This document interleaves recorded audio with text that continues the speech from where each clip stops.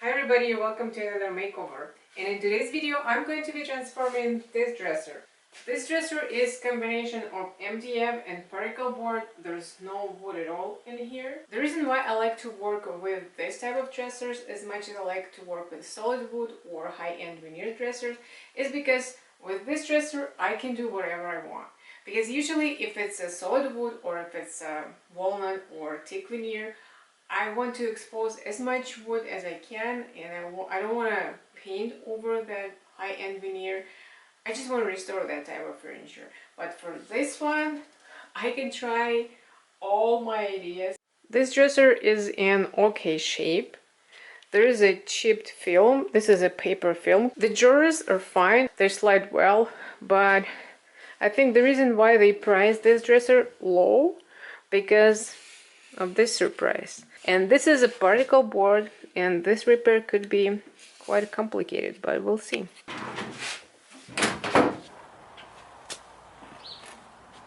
I had to deal with that broken joint, and because it was loose, first I fixed it with the clamp. To glue those broken pieces back, I decided to use some epoxy glue. The epoxy is a quite strong resin, and once it's dry, it'll hold those wood chips together. I mixed 2 parts of epoxy and then I applied it into the holes and glued back those broken pieces. The epoxy glue I used is supposed to dry in 5 minutes, but I let it dry for about 2 hours. While my epoxy was drying, I started working with the body of the dresser. This dresser made out of MDF and particle boards, and my plan was to use some paint on it. But not just simply paint it, I wanted to make a wooden top, to create a wooden top. And the rest of the dresser and all 6 drawers I was going to paint.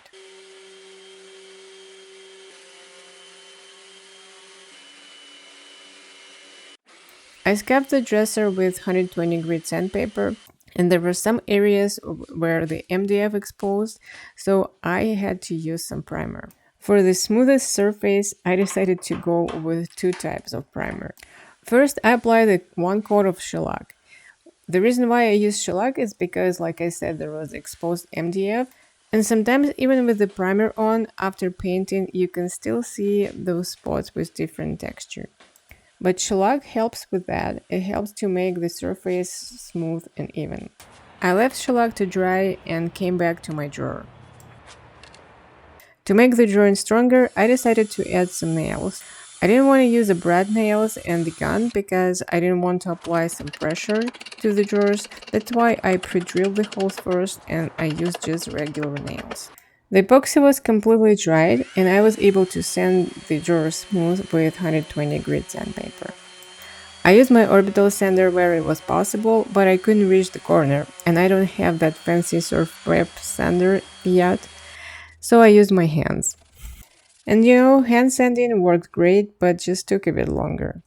When I was done with my trouble drawer, I removed the hardware from other 5 drawers.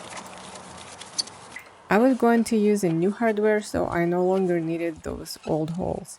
To fill up those holes, I mixed some Bondo, and sorry for the footage here, it was a very sunny day and I didn't realize that I made a shade when I was mixing.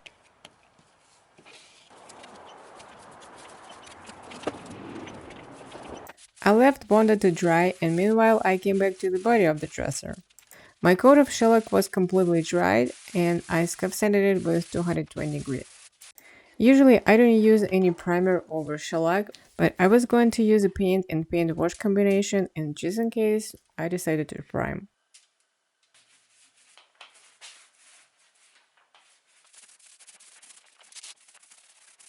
While my primer was drying, I started my favorite part, mixing the paint. I didn't have on hand the color I wanted to use as a base color, but I had lots of leftovers of different colors. And there was crazy mixing. I mixed together different colors. I even added some acrylic paint for artists and even some food colors, water-based food colors. And at the end, I did get the color close to one I have pictured in my head. It wasn't the same, exactly the same, but pretty close. Before painting, I lightly sanded the surface with 400 grit sandpaper. And then I applied my custom mix paint. I ended up applying 2 coats of my paint and I waited about 1 hour in between coats. Once Bondo completely dried, I set it smooth with 120 grit sandpaper. And I also scuffed the surfaces of all 6 drawers. And then I primed the drawers with shellac. And here I made one mistake. It's not a big deal, but still I didn't like how it turned out. It was warm and sunny outside, and shellac was drying so fast. My mistake was I applied shellac kind of chaotically, and I ended up having some drips here and there. And the funny thing, they were not visible until I started scuff sanding the drawers, and even then I thought that I got rid of them. But after I painted the drawers, I could still see those streaks from the certain angles. Once shellac dried, I scuff sanded the drawers with 220 grit and I was ready to paint. I had on hand my custom mix all-in-one paint and I decided to use it for this project. I thought that it was the perfect color. And that's where I found out that I still had those streaks. Like I said, they were only visible from certain angles. It was even hard to catch in camera, so that's why it's not a big deal, but as a perfectionist, I would love not to have them. And that's funny because I primed with shellac so many times and I have never had this problem before. I wanted my base color for my future wooden top to be a little bit warmer, so I decided to apply my water-based wood stain. And right now I can tell you that that wasn't really necessary because of my next step. I ended up buying 2 paint samples. This is Bear, and the color is leather work, and the other one is espresso beans. And I'm going to be doing paint wash over my painted top. To make the paint wash, I mix each color of the paint with some water, and it's hard to say about the ratio because I boiled it. My both mixtures were pretty watery, but I decided to keep them like that and apply and then see if I have to add more paint or I can use them like that. I used a brush to apply my paint wash. First I started working in the section because I was afraid my paint could dry fast, but it wasn't a problem. It actually needed some time to sit and penetrate into the base coat of paint. To wipe off my paint wash, I used microfiber cloth. You're probably wondering about those strips on the front part. Because my paint wash was so thin and it didn't dry fast, I was able to wipe it off as soon as I noticed that. My big goal was to make this top look like it's a walnut or it's thick veneer. That's how the top looks after the first coat of my paint wash, and I was going to apply 2 more. While the top was drying, I applied the second coat of paint to my drawers. I ended up applying 4 coats of the paint. 3 were enough, but I decided to add 1 more coat just in case.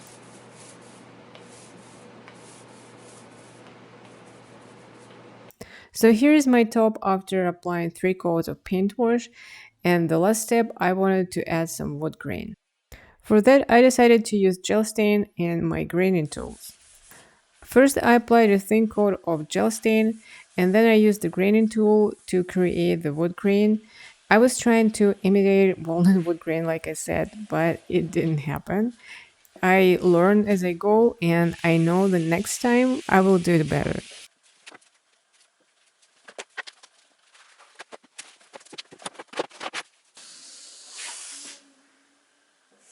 After using the graining tool, my wood grain looks more like a pine wood grain. To get that walnut-ish look, I used the plastic brush, and I brushed the top from one side to the other, trying to stretch the stain a little bit. I did this trick with gel stain in one of my projects. I will link it in the description box. But that project was a solid wood, and before I started this project, I had tried on the piece of board this technique. But the paint was different, and in both cases, with the wood and with the painted surface, it didn't start drying right away, it didn't penetrate into the surface. I was going to leave the top dry, but I didn't like some areas and I wanted to fix them. I wanted to reapply the stain. That's why I decided to wipe them off. That's how I did it with the wooden surface, and it worked. And I did it with my painted sample, and it worked as well. But once I started wiping off the stain, I found out that the stain penetrated into the paint. And I really liked how it turned out. It didn't look like a walnut wood grain, but still it looked great. And I think the reason why this stain was acting differently this time is because I used not the paint, but the paint wash. So that's what I have to keep in mind for my future projects. I let the top dry over the night, and in the morning I was ready to paint the rest of the dresser.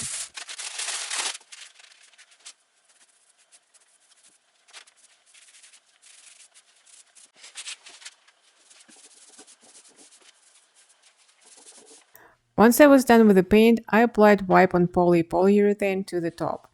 I ended up applying 6 coats of wipe on poly. Yes, 6 coats because wipe on poly is a polyurethane diluted with some mineral spirit. And 1 or 2 coats of this product is not enough for the top in my opinion. My paint had a built-in top coat, so I didn't have to apply any additional top coat. But I didn't like the feeling when I touched the surface. It was like flat, too flat for me. So I decided to smooth it out a little bit using a gray pad, its alternative to 800 grit sandpaper, and I decided to do a wet sanding. I sprayed some water on the surface and then I lightly sanded it with a pad. This is a new hardware I was gonna use, and for this project I decided to paint it black.